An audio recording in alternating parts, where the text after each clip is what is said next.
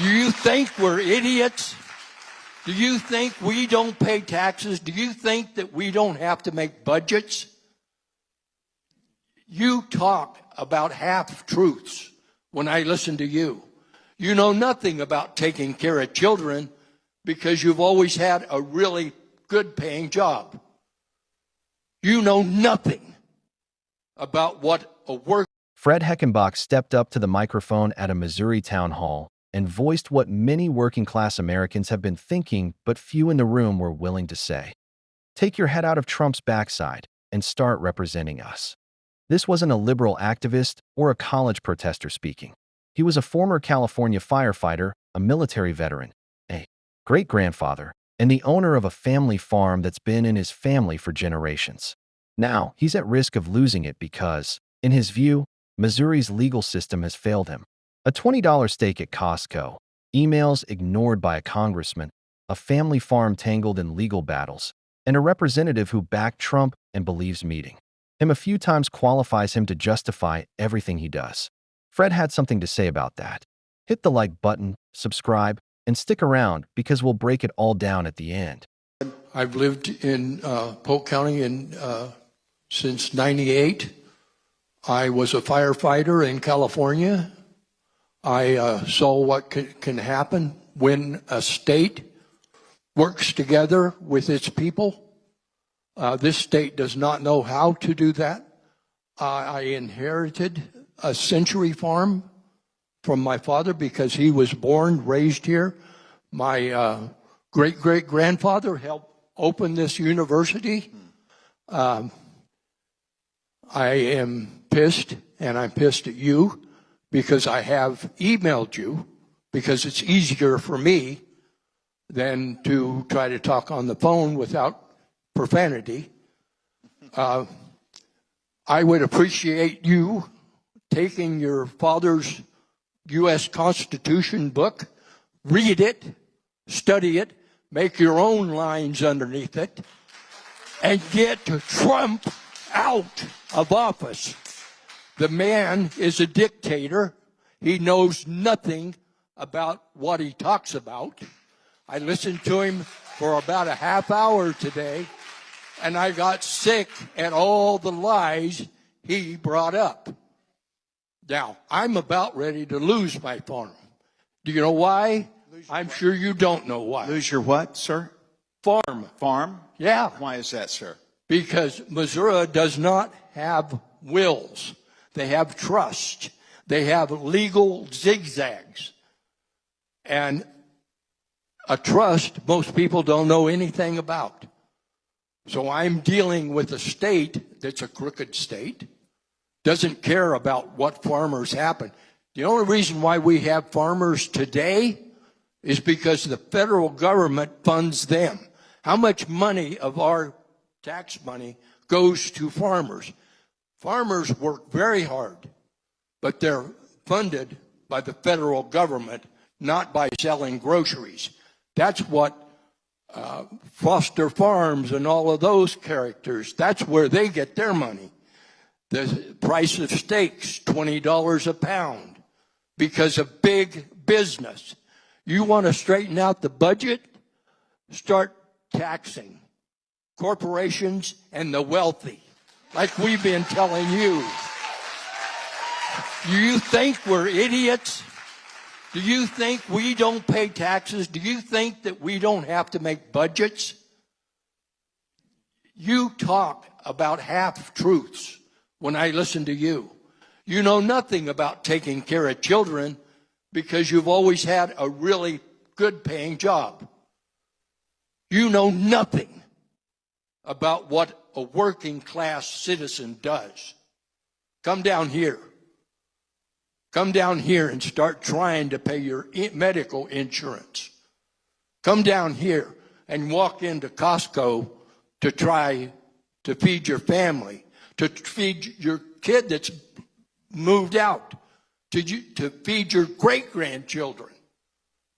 I had a very good job in California, and I'm able to feed my family, and it goes all the way to great-grandchildren. You're not helping me. Believe me, you're not helping me. You need to take your head out of Trump's ass and start doing your representation of us. Thank you. Did you say your name? Let's talk about what actually happened at that town hall, because this was about much more than one frustrated man speaking into a microphone. It was a snapshot of a growing reality across America, the widening gap between what working-class people were promised and what they are actually experiencing. And Fred Heckenbach walked into that room and described that gap with a level of honesty that political consultants spend millions trying to keep away from public forums. Before we get into the politics, let's start with who Fred is, because that inherited matters. a family This is farm not a that has radical been in his activist. family for This over is a not century. someone who hates His America. great-grandfather This is a helped man who build the served very 4 community years in the where this military, town hall took worked place. as a firefighter His in family California, did not just live a in profession Missouri. that demands They helped real shape it. sacrifice They put and down courage, roots and so deep that the land represents more than property. It represents history, identity, and generations of work. And now, according to Fred, he is on the verge of losing that legacy. Not because he acted irresponsibly, not because he made reckless decisions, but because Missouri's inheritance laws and legal structures surrounding trusts create a maze that ordinary people cannot easily navigate. People who spent their lives farming, serving, and working, not studying estate law, often cannot afford the legal expertise required to protect what their families built. And when Fred reached out to the congressman elected to represent him, he says he never received a response. That detail is not a side note. It is the entire story in miniature. Fred Heckenbach spent a lifetime serving others, asked his representative for help, received silence, and then showed up at a town hall to explain exactly how he felt about it. Good for him. The line everyone remembers, "Take your head out of Trump's backside," deserves to be understood in context. Because it was not just an emotional outburst. It was a specific criticism. Fred was not saying he dislikes Donald Trump for cultural or ideological reasons. He was arguing that his representative had become so focused on demonstrating loyalty to one political figure that he had stopped doing the job of representing the people who elected him. That is a very different argument, and an important one. Representative Alford voted for Trump, met him several times, described him as very different in person than on television, and when asked whether he would challenge actions he believed were unconstitutional, essentially responded that nobody was going to change Donald Trump. Think about what that means. A congressman was effectively telling constituents that concerns about constitutional limits were secondary to political realities surrounding the president. That loyalty to one individual outweighed the expectation of accountability. Fred heard that. Everyone in the room heard that. And Fred responded accordingly. The discussion about farming exposed one of the deepest contradictions in American agricultural policy. Fred pointed out that modern American farming survives largely because of federal support. Not because markets naturally make farming profitable. Not because grocery prices guarantee a living wage. Farming survives because the federal government intervenes through subsidies, insurance programs, and support mechanisms that offset the enormous costs of fuel, fertilizer, equipment, seed, and land. Representative Alford agreed. He called those programs essential and defended their expansion, but Fred's question, whether stated as explicitly or not, was obvious. If government support for agriculture is essential and justified, then why are programs that support working families treated as wasteful or unaffordable? Why are subsidies for producers considered necessary, while assistance for consumers is framed as excess spending? Fred understands the contradiction because the political system that protects agricultural subsidies often protects large agricultural interests first. In Fred's century, old family farm, the kind of operation politicians love to celebrate rhetorically, is frequently the kind that gets left behind when policy is actually written. When Fred talked about paying $20 a pound for steak at Costco, he was not blaming family farmers. He was pointing to a system where corporate consolidation has concentrated power in the hands of a few major players while squeezing out independent producers. He said it plainly. His congressman wrote it down and moved on. Fred's comments about taxation were equally direct. He asked why corporations and wealthy individuals are not taxed at levels that ordinary working Americans consider fair. He asked whether politicians think working people are incapable of understanding budgets simply because they do not hold public office. Those are not fringe political ideas. They are the frustrations of someone who has spent his life paying taxes, balancing budgets, and watching those at the top of the economic system benefit from rules that seem to operate differently for them. Over recent decades, effective tax rates for many wealthy individuals and corporations have declined.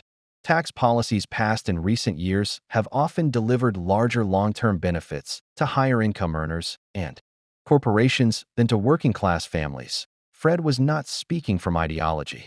He was speaking from experience. And when he raised those concerns, his congressman's response was essentially to defer the issue elsewhere. That is not representation. That is deflection. Then came the discussion about immigration, constitutional authority, and domestic deployments. Fred's concerns centered on constitutional questions surrounding the use of federal authority and the deployment of military or law enforcement resources within the country. Representative Alford responded by discussing border security, immigration enforcement, and claims about illegal immigration under the Biden administration. But those were not the questions Fred was asking. The constitutional issues surrounding executive authority, federal enforcement powers, and civil liberties are serious legal and political questions. Instead of engaging those questions directly, the discussion shifted to familiar political talking points. Because constitutional questions are difficult, political slogans are easy. And then there was perhaps the most revealing statement of the entire evening. Representative Alford explained his support for Donald Trump partly by saying that Trump was very different and more impressive in person than he appeared publicly. Think about that.